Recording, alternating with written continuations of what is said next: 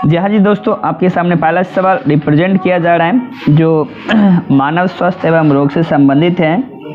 तो फटाफट इसका आंसर की ओर चलेंगे क्योंकि समय बहुत कम है, उसके अनुसार अकॉर्डिंग चलना पड़ता है। ठीक है, तो चलिए पहला सवाल की तरफ बढ़ते हैं। पहला सवाल आपको जस्ट सामने आ चुकी है। कहता है फलेरिया रोग किसका वाहक होता है। तो फटाफट आपके सामने स्क्रीन पे क्वेश्चन दिए गए हैं। कहता है नर क्यूबुलस के लिए है कि नर एनोफिलीज के लिए, कि मादा क्यूबुलस के लिए है या मादा एनोफिलीज के लिए। तो फटाफट बताएंगे फलेरिया किससे बीमारी फैलती है। यानी दोस्तों मादा क्यूबुलस मच्छर के काटने से। ऑप्शन नंबर सी को लॉक किया जाए। चलिए बढ़िए दूसरे सवाल की तरफ। दूसरा सवाल कहता है एंट अमीबा इनमें से क्या है। जीवाणु है, शैवाल है, प्रोटोजोआ या कवक है। हाँ जी दोस्तों, इसका आंसर हो जाएगा ये हमारे प्रोटोजोआ है। ऑप्शन नंबर सी को लॉक किया जाए। बढ़िया 3 नंबर सवाल है। तीसरा सवाल कहता है इनमें से कौन सा स्व प्रतिरक्षा रोग का उदाहरण होता है। क्या दम्मा है, क्या रूमेटॉइड आर्थराइटिस है, क्या कैंसर है, इनमें से कोई नहीं। जी हाँ जी दोस्तों, कहता है स्व प्रतिरक्षा होता है रूमेटॉइड आर्थराइटिस होता है। ऑप्शन नंबर बी को लॉक किया जाता है। बढ़िए अगले सवाल की तरफ। सवाल संख्या 4 आपके जैसे सामने है। तंबाकू के सेवन से शरीर का कौन सा उपापचय परिवर्तन शीघ्र परिलक्षित होता है। जी हाँ जी दोस्तों, पहला ऑप्शन आपके सामने है। क्या अधिवृक्क ग्रंथि के उद्दीपन से होती है। कि दूसरा नंबर व्यक्ति के रक्तचाप तथा हृदय स्पंदन की दर एकाक वृद्धि होती है। सी नंबर 2 इनमें से कोई नहीं। हाँ जी दोस्तों, आप जानते हैं कि अगर जो व्यक्ति तंबाकू खाते हैं तो उसका रक्तचाप का दर भी बढ़ जाती है और उसका स्पंदन क्षमता भी एकाएक बढ़ जाती है। तो ऑप्शन नंबर बी को लॉक, इसलिए तंबाकू मत खाइएगा। चलिए 5वां नंबर सवाल की तरफ बढ़ते हैं। निम्नलिखित में कौन सा पश्च विषाणु है। चलिए क्या कहता है ह्यूमन इम्यूनो डिफिशिएंसी वायरस होते हैं, क्या हेपेटाइटिस वायरस होते हैं, क्या आपके सामने में दी गई है क्या कहते हैं माइक्रो वायरस इन्फ्लुएंजाई होती है और उपर्युक्त में से सभी। जी हाँ जी दोस्तों, इसका फटाफट इसका आंसर बताएंगे। इसका आंसर क्या होगा। जी हाँ जी दोस्तों, हेपेटाइट इसका ऑप्शन नंबर हो जाएगा, ऑप्शन नंबर बी होगा जो हमारा क्या कहता है HIV का उदाहरण होता है। ऑप्शन नंबर ए को लॉक किया जाए। चलिए बढ़ते हैं 6 नंबर के सवाल की तरफ। 6 नंबर सवाल आपके जस्ट सामने आ चुकी है। निम्नलिखित में कौन सा बीमारी जो होता है प्रतियोजक द्वारा होती है। क्या त्वचा कैंसर, क्या हेज ज्वर होती है और सी नंबर आपका हो जाएगा इंटेरिक ज्वर होती है या गल ग्लाइड होता है। तो ऑप्शन नंबर होता है ज्वर होती है, ज्वर होती है। ऑप्शन नंबर बी को लॉक किया जाए। चलिए बढ़िए सवाल संख्या 7 में कहता है एलिफेंटरिस का कारक है। कौन सा कारक है। एस्केरिस है या टीनिया है, क्या बाउचेरिया है, क्या एंटोमिना है। जी हाँ जी दोस्तों, आप जानते हैं बाउचेरिया। ऑप्शन नंबर सी को लॉक किया जाए। बढ़िया 8 नंबर सवाल की तरफ। सवाल कहता है निम्न में से कौन सा जीवाणु से होने वाले बीमारी नहीं है। देखिए बीमारी नहीं होने की बात बताए। टाइफाइड है, कुष्ठ है या डिप्थीरिया या इन्फ्लुएंजा। जी हाँ जी दोस्तों, ये क्या कहता है जीवाणु रहित बीमारी नहीं होती है। किसमें इन्फ्लुएंजा। ऑप्शन नंबर डी को लॉक किया जाए। 9 नंबर सवाल आपके जस्ट सामने है। ऐसा पदार्थ जिसे प्रतिरक्षा अनुक्रिया होती वह क्या कहलाते हैं। क्या एलर्जन कहलाते हैं, टीकाकरण या एंटीबॉडी या एंटीजन कहलाते हैं। जी हाँ जी दोस्तों, इसका हो जाएगा एंटीबॉडी। ऑप्शन नंबर सी को लॉक किया जाए। चलिए बढ़ते हैं 10 नंबर सवाल कहता है एलर्जी बनाने में प्रतिरक्षाएं होती है। किनका होता है। IgA का होता है, IgE का होता है, IgM होता है, IgG होता है। जी हाँ जी दोस्तों, क्या कहता है एलर्जी के लिए IgE का प्रयोग होता है। ऑप्शन नंबर बी को लॉक किया जाए। बढ़िया 11 नंबर सवाल। 11 नंबर सवाल बहुत ही अच्छा। एलर्जी के कारण निकलने वाले रासायन पदार्थ कौन होते हैं। जी हाँ जी, जिसको एलर्जी होता है उसमें क्या चीज़ बाहर निकलती है। जी हाँ जी दोस्तों, एक मिनट जी, एलर्जी किसके कारण रासायन पदार्थ होते हैं। याद रखिएगा हिस्टामिन होता है कि सीरोटोनिन होता है, दो होता है, इनमें से कोई नहीं। जी हाँ जी दोस्तों, याद रखिए हिस्टामिन होता है। ऑप्शन नंबर ए को लॉक किया जाए। बढ़िया अगले सवाल संख्या आपके सामने आ चुकी है।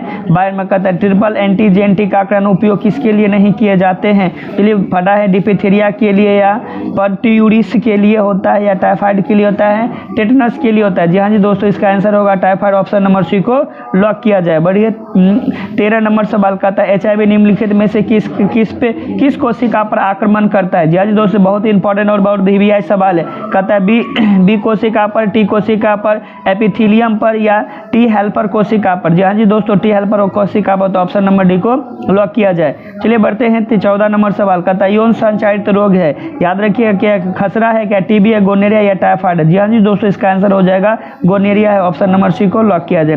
15 नंबर सवाल है, विषाणु किससे बने होते हैं?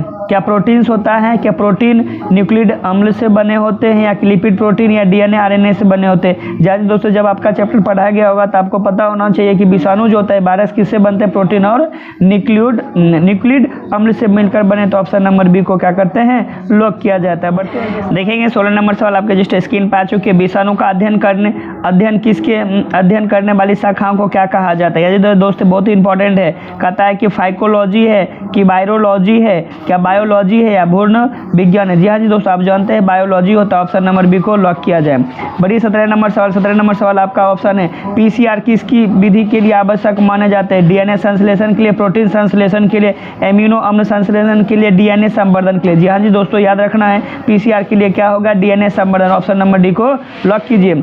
चलिए फटाफट सवाल देखिए 18 नंबर। कहता है रेक्टिएक्शन है ना, रेक्टिएक्शन विकर किसके लिए कम होते हैं? याद रखिए क्या एक्सोन्यूक्लियज के लिए कहता है, एंडोन्यूक्लियज के लिए कहता है, लाइगेज के लिए होता है, या पॉलीमरेज के लिए होता है? जी हाँ जी दोस्तों, एंडोन्यूक्लियज के लिए होता है, ऑप्शन नंबर बी को लॉक किया जाए। चलिए बड़े 19 नंबर सवाल। 19 नंबर कहता है दर्दनाशक औषधि होते हैं। चलिए बहुत इंपॉर्टेंट सवाल है। कहता है उत्तक बनाती है, दर्द से मुक्त दिलाती है, थकावट से मुक्ति दिलाती है, पीरकारी का काम करता है? जी हाँ दोस्तों, दर्दनाशक औषधि का मतलब होता है जिसमें ट्रीटमेंट होता है, जो दवाई खाने से हमें क्या मिलती है? तो राहत मिलती है और मुक्ति मिलती है, तो ऑप्शन नंबर बी को लॉक कीजिए। बढ़िया अगले सवाल से। अगला सवाल बहुत ही इंपॉर्टेंट है। कहता है एड्स होता है, क्या होता है? एड्स कवक होते हैं, विषाणु होते हैं, जीवाणु होते हैं, या हेलिमिन्स होते हैं? जी हाँ जी दोस्तों, आपको पता है वो बात क्या कहते हैं, किधर गए जी जी एड्स जो होता है वो हमारा वायरस होता है, यानी विषाणु होता है, ऑप्शन नंबर बी को लॉक कीजिए। फटाफट आगे बढ़िए। चलिए कहता है एचआईवी किसके कारण विकसित हो जाते हैं? याद रखिएगा, क्या खराब यकृत के कारण, या दोषपूर्ण थाइमस के कारण, या एड्स विषाणु के कारण होता है, या दुर्बल प्रतिरक्षा कारण? जी हाँ जी दोस्तों, आपको पता है कि अगर एचआईवी होगा तो एचआईवी अगर विकसित करता है तो हमारा एड्स विषाणु करता है, ऑप्शन नंबर सी को लॉक किया जाए। चलिए अफीम का नशा किसके लिए कम होता है? क्या भांग के लिए, चरस के लिए, हीरोइन के लिए, क्या कहता है निकोटीन के लिए? जी हाँ जी दोस्तों, सबसे खतरनाक हीरोइन होता है, याद रखिएगा। ऐसे भी अफीम खाइएगा है कि नहीं, अफीम गांजा अफीम खाइएगा, हीरोइन को याद रखिएगा, उसमें लीन होइएगा, ऑप्शन नंबर सी को। जी हाँ जी दोस्तों, अगला सवाल है सवाल संख्या 23 है। 23 नंबर का आता है एड्स किसके कारण होता है? जी हाँ जी दोस्तों, क्या सहायक टी कोशिका की संख्या घटने से, क्या घातक टी कोशिकाओं की संख्या घटाने से, क्या स्वप्रतिरक्षा कहता है इंटरफेरोन के उत्पादन के लिए होता है? जी हाँ जी दोस्तों, आपको पता होना चाहिए सहायक टी कोशिकाओं की संख्या घट जाती है तब वो हमारा क्या होता है? एड्स वहाँ पर विकसित हो जाती है, ऑप्शन नंबर ए को लॉक किया जाए। फटाफट आंसर के लिए आगे बढ़ेंगे। कहता है अभी जस्ट हमने देखा है हीरोइन किसका रूप लेता है? नशा का रूप लेता है। क्या चित्त पर मिथ्या प्रभाव डालने का, चेतना को बढ़ाता है, उत्तेजित करता है? इनमें से सभी याद रखिएगा। ये जो जब हम हीरोइन का क्या कहते हैं अफीम का जब हम सेवन करते हैं तो उस समय हमारे चेतना पर अत्यधिक रूप से प्रभाव डालने लगता है, तो इसलिए ऑप्शन नंबर बी को लॉक कर दीजिए। बढ़िए अगले सवाल। कहता है कैफीन और कहता है एम्फीटामिन वह कोकीन किसके लिए कम किए जाते हैं? क्या पीरकनाशी के लिए, प्रशांतक के लिए, या चित्त मिथक या प्रभाव डालकर चेतना को बढ़ाने के लिए, या उत्तेजक के लिए? जी हाँ जी दोस्तों, ये कैफीन जितना भी होता है हमारे शरीर में क्या होता है? जाने के पश्चात तो हमारे शरीर में क्या करता है? उत्तेजक करता है, ऑप्शन नंबर डी को लॉक कीजिए। याद रखिए दोस्तों, विश्व एड्स दिवस कब मनाया जाता है? एड्स दिवस याद रखिए, एड में एड होता है, एड में दी मतलब दिसंबर, बोले तो 1 दिसंबर को मनाया जाता है, ऑप्शन नंबर डी को लॉक कीजिए। चलिए अगला सवाल देखते हैं। कहता है हीरोइन किस कुल के पौधे का नाम बताया जाता है? जी हाँ दोस्तों, इसका जल्दी आंसर करके बताइए। क्या कहता है?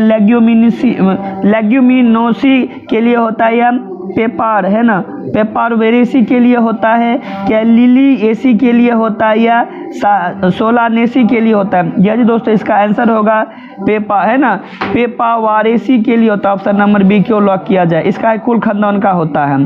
चलिए तो 28 नंबर चलते हैं। काताफीम किससे प्राप्त होता है? जी हाँ जी दोस्तों, याद रखिएगा जो हीरोइन के पौधे के कुल होंगे उसी से इन्हें प्राप्त किया जाते हैं, तो इसका ऑप्शन नंबर हो जाएगा पेपार है ना, पेपार सेमनीफेरम से होता है, ऑप्शन नंबर डी को लॉक कीजिए। बढ़िए 29 नंबर सवाल की तरफ। 29 नंबर सवाल, निम्नलिखित में कौन यौन संचारित रोग है? बार बार यौन संचारित आ रहा है तो याद रखिएगा इसमें क्या होगा, सिफिलिस होगा। सिफिलिस अगर नहीं रहेगा तो गोनेरिया मारिएगा। ऑप्शन नंबर डी को लॉक कीजिए। चलिए 30 नंबर सवाल तक ही रखेंगे। कहता है बाउचेरिया है ना,